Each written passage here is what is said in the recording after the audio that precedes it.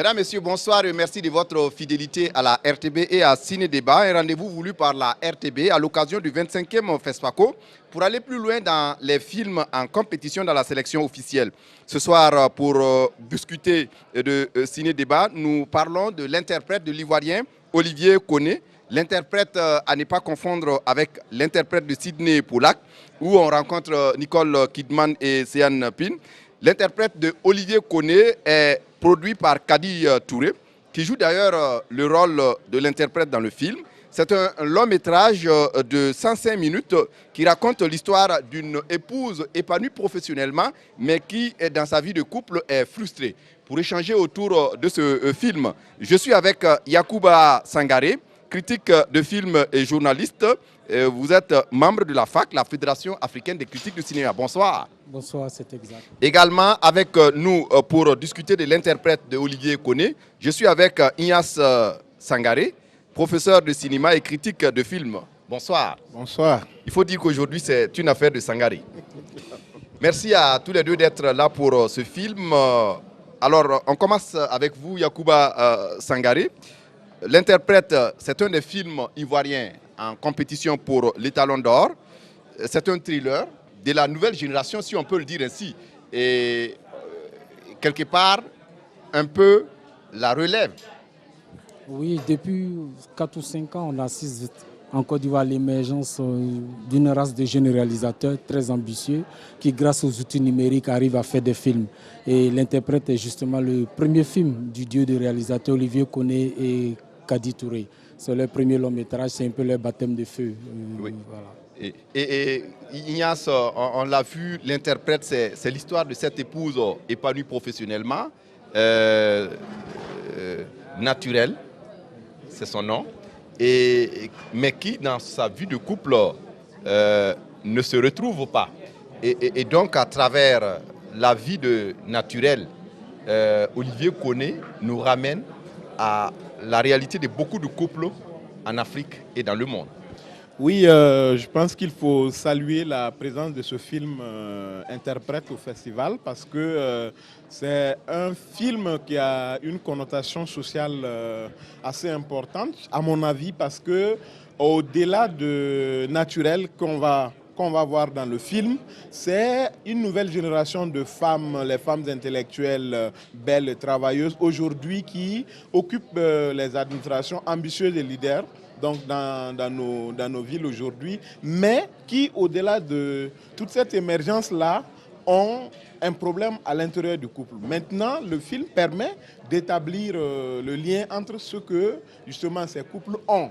Les problèmes, s'il est lié à leur métier ou c'est lié à autre chose. Donc dans l'interprète, on verra que justement ce débat se pose. Maintenant, c'est aux cinéphiles de voir vers quelle perspective on peut s'orienter en termes de sensibilisation aujourd'hui pour la stabilité des couples. Oui, l'interprète interprété par Kadi Touré, qui joue le rôle de Naturel Rivera, l'épouse de Relis. Et également, nous avons Stéphane Zabaoui qui joue le rôle de Michael Newman, l'homme d'affaires américain, le richissime qui a sollicité les services de l'interprète. Et donc, on a également l'immense Guy Kalou qui joue le rôle de l'époux de Naturel, Monsieur Relis. Je voudrais dire que la force de ce film, c'est d'abord l'interprétation. Avec 3 jeunes acteurs qui constituent aujourd'hui vraiment le fer de lance des acteurs en Côte d'Ivoire. Guy Kalou, vous l'avez dit, c'est un immense, c'est à l'heure actuelle le meilleur acteur ivoirien qui joue dans beaucoup de productions, qui est très naturel dans son jeu. Ensuite, il y a Kadi qui reste, quoi qu'on dise, l'une des meilleures actrices de Côte d'Ivoire pour la jeune génération. Maintenant, pour moi, la surprise, c'est Panzawabi, qu'on connaissait comme musicien, et que moi je découvre comme un excellent acteur. C'est vrai, je l'avais déjà vu dans des séries télé, mais là c'est vraiment une grosse performance d'acteur dans ce film-là. Le rôle de Michael Newman, cet homme d'affaires américain qui débarque en Côte d'Ivoire pour un séjour d'affaires et puis qui rencontre Naturel, comme on le voit un peu dans le film. Je pense que c'est là l'une des forces de ce film, au-delà de la trame qui est inspirée d'un fait quotidien. Et ce qui m'a aussi séduit dans ce film, c'est que elle aborde la question de l'infidélité sur un nouveau paradigme. Habituellement, quand on parle d'infidélité, on a l'habitude de penser à l'homme. Et là, cette fois-ci, c'est la femme. Je ne dis pas que c'est la norme, mais c'est ça un peu la différence avec ces films-là. Et elle joue bien, comme il a dit, le rôle de cette femme épanouie, apparemment à qui on pourrait dire rien ne manque socialement. Aujourd'hui, pour qu'une femme soit heureuse, c'est vrai, il y a l'amour, il y a aussi le côté social qu'il ne faut pas ignorer. C'est les deux qui font aujourd'hui le bonheur d'une femme dans un foyer. Elle a l'un. On passera a priori qu'elle serait la femme la plus heureuse du monde. Et puis, bon, elle n'a pas le bonheur, l'amour qu'elle recherche, tu vois, cette sensation d'être aimée, ce dont une femme a besoin dans le couple. Oui. Et il y a également des rôles secondaires dans ce film Ignace Sangari qui ne sont pas mal à apprécier. Oui, je pense que l'ensemble du casting est à saluer parce que on voit de nouveaux acteurs qui émergent. Je pense que Sangaré l'a dit tout à l'heure. Quand on regarde le jeu, bon, alors Kalou, je pense que il le fallait au poste de ce personnage parce que c'est quelqu'un qui a un jeu assez particulier et pour arriver à incarner ce personnage, il fallait quelqu'un de sa trame parce que en même temps que les faits qui se passent, il doit garder son calme et pouvoir faire la trame du récit. Et c'est son attitude qui maintient le suspense jusqu'à la fin du film. Comment il va réagir, on se posait tantôt la question. Donc je pense que principalement, c'est une grosse pointure du cinéma ivoirien. Kadi aussi, bon, je pense que peut-être le fait qu'elle soit déjà actrice déjà, peut donner quelques manques. Elle aurait dû être en recul parce que je pense qu'en tant que productrice aussi, elle allait retoucher beaucoup de choses dans le film, en fait, à mon sens. Mais son jeu, quand même, c'est un jeu excellent. Je pense qu'à plusieurs films, on l'a vu. Voilà, je pense que c'est performant. Je voulais ajouter par rapport à la performance de Guy Kalou. C'est la première fois qu'on le voit dans un rôle où il joue, permettez-moi l'expression, l'homme un peu faible. Sinon, habituellement, dans ses autres productions, c'est l'homme fort, plus dur de caractère. C'était vraiment une performance différente de ce qu'on a l'habitude de voir. Et ça, moi, j'avoue que j'ai été vraiment impressionné par son jeu. Il a dit avec l'expérience qu'il a, il fallait vraiment un acteur comme lui pour se glisser dans la peau de ce mari, permettez-moi l'expression, un peu torturé dans son foyer. Oui, et Yacouba Sangaré, il y a également cette première image du film où ça commence par l'interprétation, où on voit Kadi Touré dans le rôle de Naturel, Rivera, et qui interprète de façon magistrale et imposante le rôle de l'interprète qui interprète une conférence internationale et finalement qui finit par conquérir tout le monde. Oui, bon, il faut dire à la base aussi qu'elle interprète des formations. Donc je pense que son vécu professionnel l'a aidé à jouer ce rôle-là, en plus de ses talents d'actrice. Et on le voit, vous l'avez dit, au début du film, elle est éblouissante dans le rôle d'interprète. On n'a même pas le sentiment qu'elle joue son rôle, on a l'impression qu'elle vit sa vie professionnelle.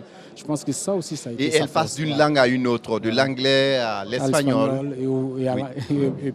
Et ce qui est intéressant également dans ce film, on a le français et l'anglais. Comme quoi, quelque part, c'est une autre perspective, certainement, que ces réalisateurs nouvelle génération veulent nous habituer. On a vu des gens qui jouent uniquement qu'en français, mais là, on a un film bilingue. Oui, exactement. Je pense que c'est un objectif que Kadi vise, essayer d'exporter le film sur le plan international. Et pour cela, vous conviendrez avec moi qu'il faut les deux langues principales qui tournent beaucoup en matière de cinéma. Il y a le français et l'anglais.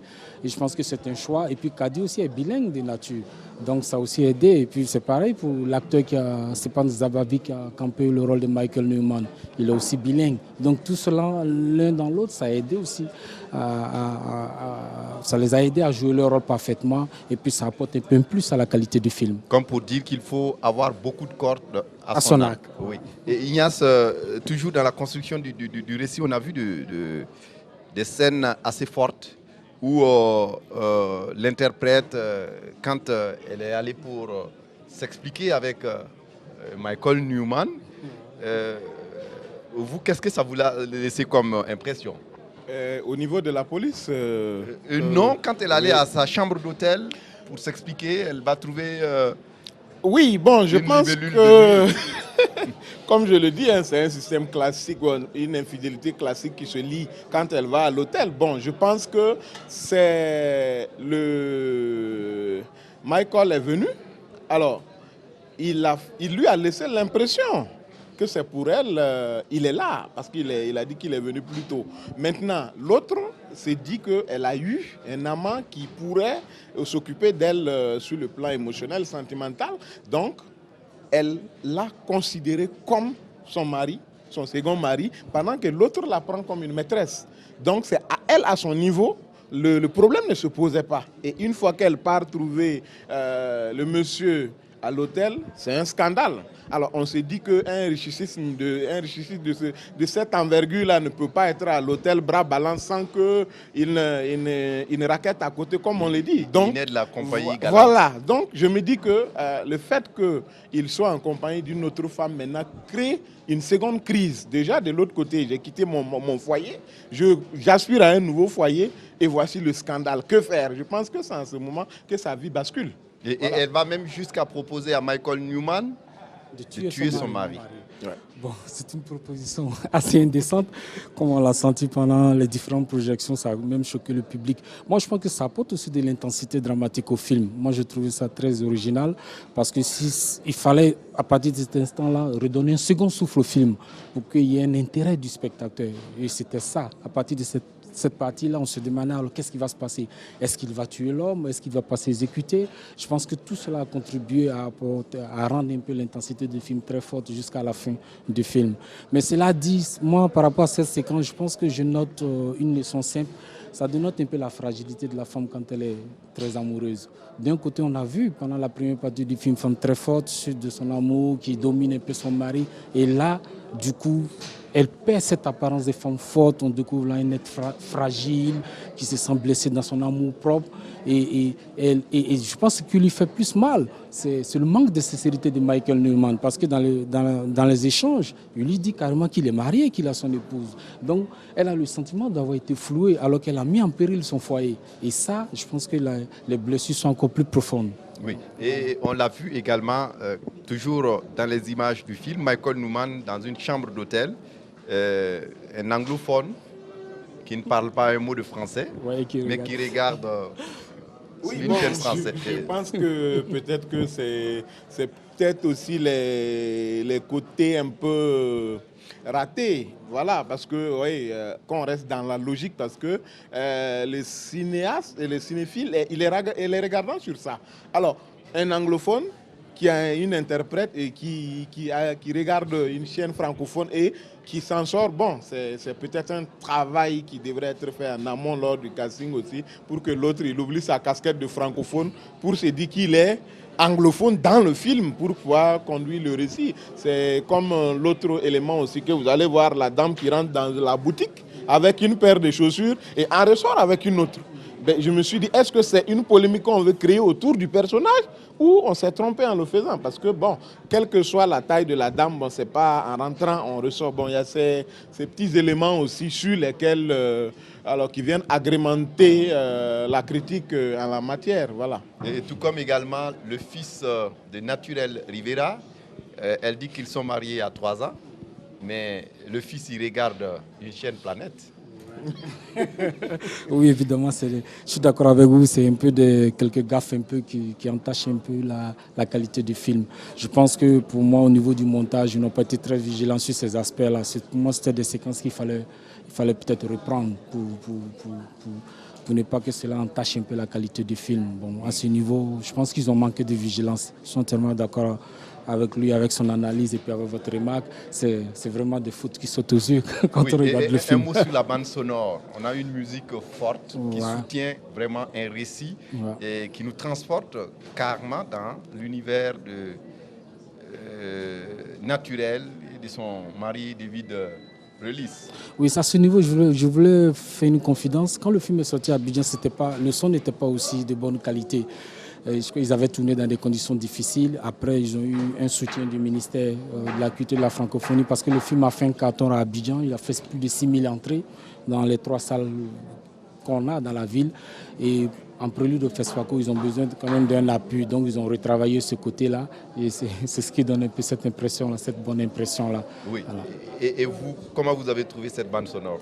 Oui, bon, je pense que la bande est appréciable parce que la bande est en adéquation avec quand même les trames de l'histoire. Je pense que au moment où on est dans des situations où le personnage est dans un quiproquo, est en train de penser, le son vient accompagner justement cette démarche-là. Je pense que sur cet aspect-là, on peut saluer ce qui a été fait.